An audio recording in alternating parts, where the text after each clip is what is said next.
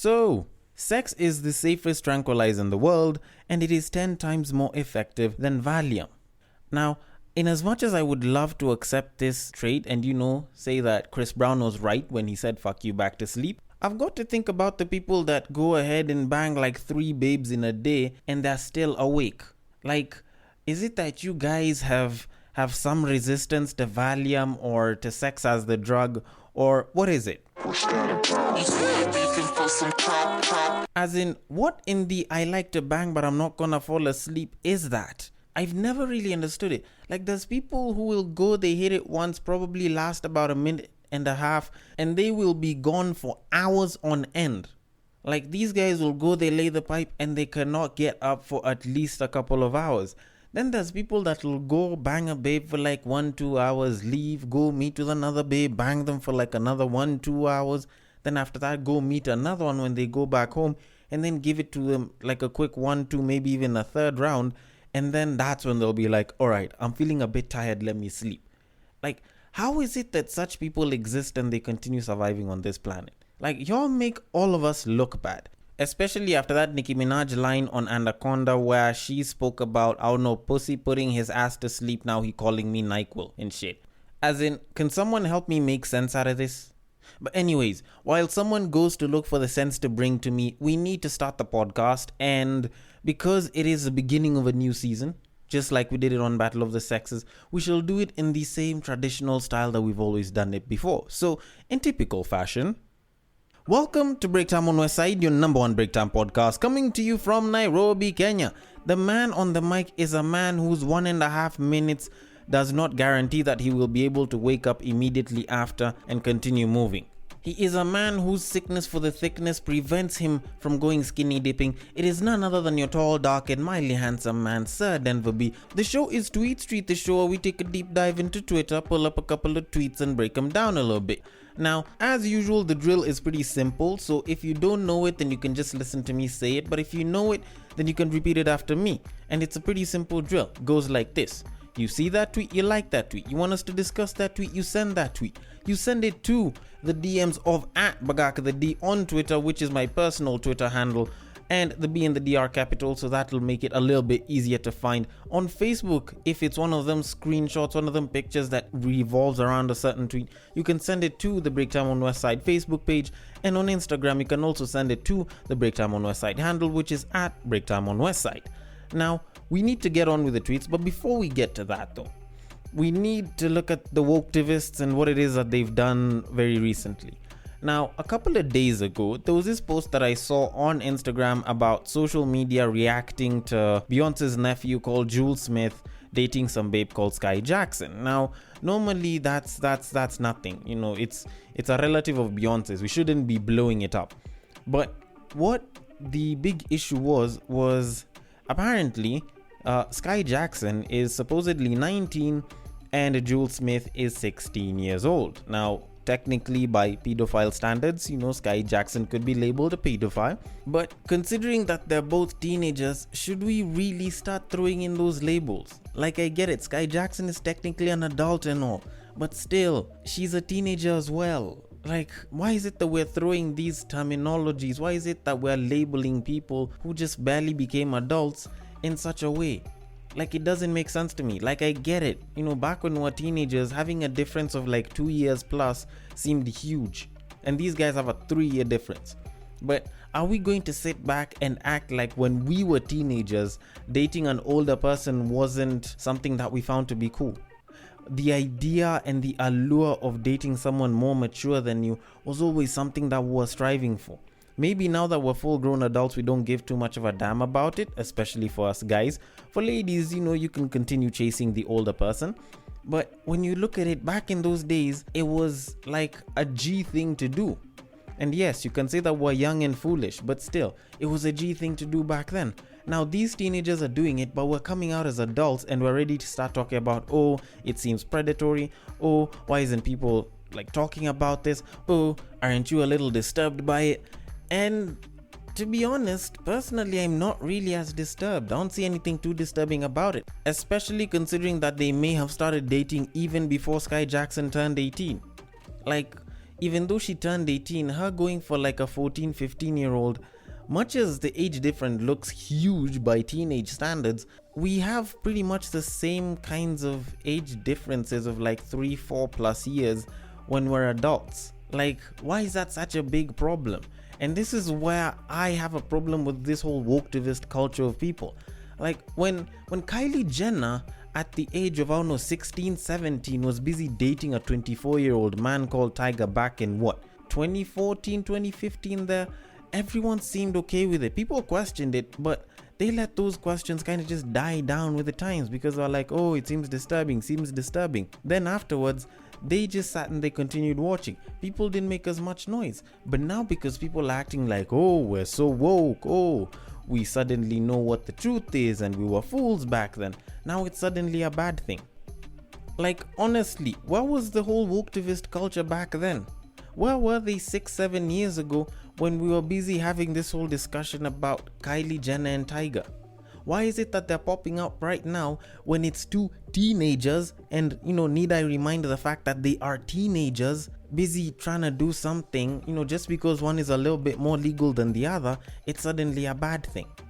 I honestly feel as though, for the sake of the woketivists, because much as I would love to make fun of them and their self-serving, self-righteous nature of trying to make shit look like it's bad or it's right, I do have to admit that they are beating this moral argument using legal context because, technically she's legal enough as an adult and shouldn't be going after minors. But to kind of flip their card on them and use a moral piece of context on this legal argument, I will ask, considering that they may have started dating while they were still teenagers, pre-adult teenagers, who says that it's such a problem? And anyways, aren't they both teenagers?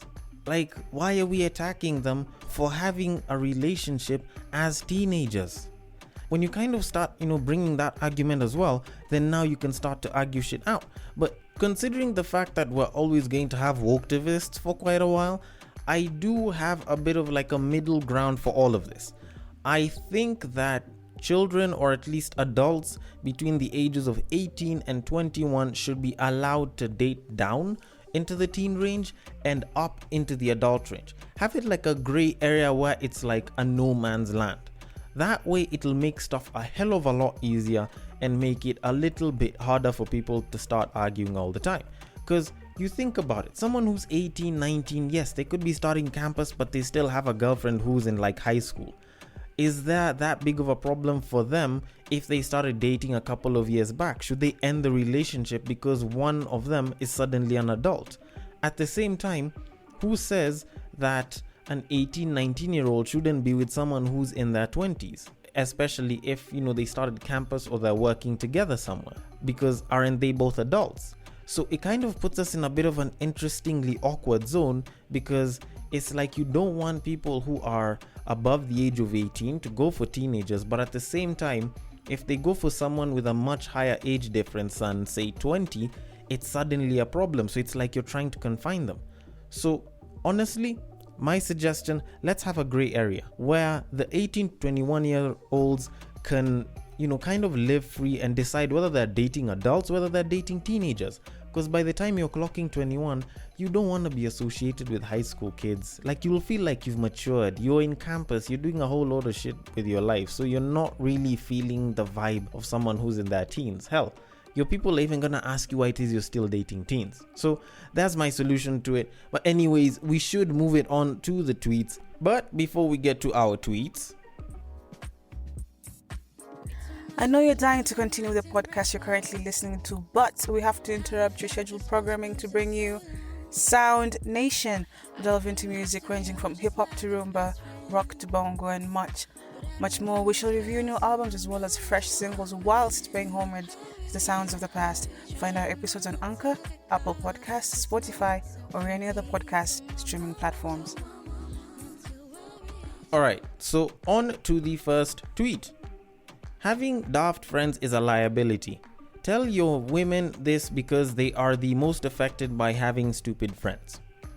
Okay, I don't know if this is like a women thing, because I know there's guys with a lot of stupid friends, but I can get why someone would make such a statement. Not that I agree with it, by all means, except the liability part. Having friends that are a liability is a problem. Drop them if and when you can. If I can kind of put this into a bit of context, so you find that with a lot of babes, and this is something that I've kind of noticed, I'm welcome to be wrong and be corrected by any number of babes. You find that there's always those daft characters in like the friend groups. You'll find that, out of a group of friends, there's at least one or two people that are very daft, and they'll still stick with the entire crew even when they're making very stupid decisions in life. But the friends will always be there, and they'll be like, oh, besties forever, blah blah blah. And it continues. And I can get now why someone would say that, go and tell your female friends this, because it's something that actually affects people and it kind of brings you down. Because in a sense, you are kind of judged by the kind of friends that you have. So if you have a daft set of friends, or let's assume that they're all hoeing around in the most ratchet way ever, all the other people that don't know you, that see you with your friends, will assume that you also hoe around in a very ratchet manner, and that kind of brings your reputation down. So you should guard yourself with that. It does happen as well to guys, because there's a lot of guys who are quite typically stupid bums, and the thing is, you'll find that depending on the group of friends that you are with, it's not like you'll have one singular person. If it's one person who's being daft in the entire squad, they will be dropped from the squad. That's how a lot of us guys work. If one person is stupid and we don't like them, or they're not supporting the growth, or we're not on the same headspace, we'll just end up getting rid of them slowly, and we'll end up excommunicating them in a very silent manner. But when you find that it's an entire crew of guys that are stupid, then it's not going to be as easy, and if you're the only smart person, then you'll probably end up ejecting yourself, or you probably won't, and you'll want to look like a king among stupid people. That's kind of how it goes with guys. But that being said, to just kind of balance things out, regardless of your gender, whether you're male, whether you're female, check the kind of friends you have. Are they people that you grow with physically, emotionally, financially, mentally, academically, in whichever kind of league you and your friends grow in, or whichever friend it is that you're growing with? If you don't feel like you guys are growing together, or they're not at least helping you grow, then be ready to drop them. Because if not, then there's a pretty good chance that they will end up being the ones that will drag you behind and just drag you down like an anchor. So you should probably check out your friends and always review the kind of friends that you're with. But that aside, on to the next tweet. A lady can love you with her whole heart but still marry another guy that's ready. I am getting schooled. Alright, this is something that's actually true, and I get it. People will come out with comments like I just saw another one recently which was saying that a woman is only loyal to her interests, and that could be true. But for the people that have listened to this podcast from way back, even back in 2019, there was a statement that was made by Tiny, T.I.'s wife, on what her and her cousin were told by their aunt not too long ago when they were like teenagers and shit about marriage. So I'll even play it here for you. Well, I don't know, but I'm going to tell you, I would never forget that, when I was about 16, 15 years old. Okay. Aunt Joyce, Candy's mama, told me, do not marry for love. Marry for, what'd she say? Security? Security. What? Now, if that statement doesn't tell you what it is that women look for, at least when they're deciding to get married, then I don't think there's gonna be that many statements that will. Because when you look at why it is women get married, then you kind of realize over time that love isn't really the main reason. Because there's things like stability, there's wanting to have a family and all, but the idea of having a good family that is secure is something that's very paramount. Like I've said before, why it is that women prefer a man that is seen with other women, and I brought in the idea of the longer term consequence that comes in from women's decisions in life. Because if they decide to go raw and they're ovulating with a guy, it's not as much of a long-term consequence because he can obviously run away. While with a woman, if she gets pregnant, it's either she aborts, which can have, detrimental effects on her health, or she can have the baby and she'll be stuck as a mother for life. Not that being a mother is, prison or anything, but you get the point.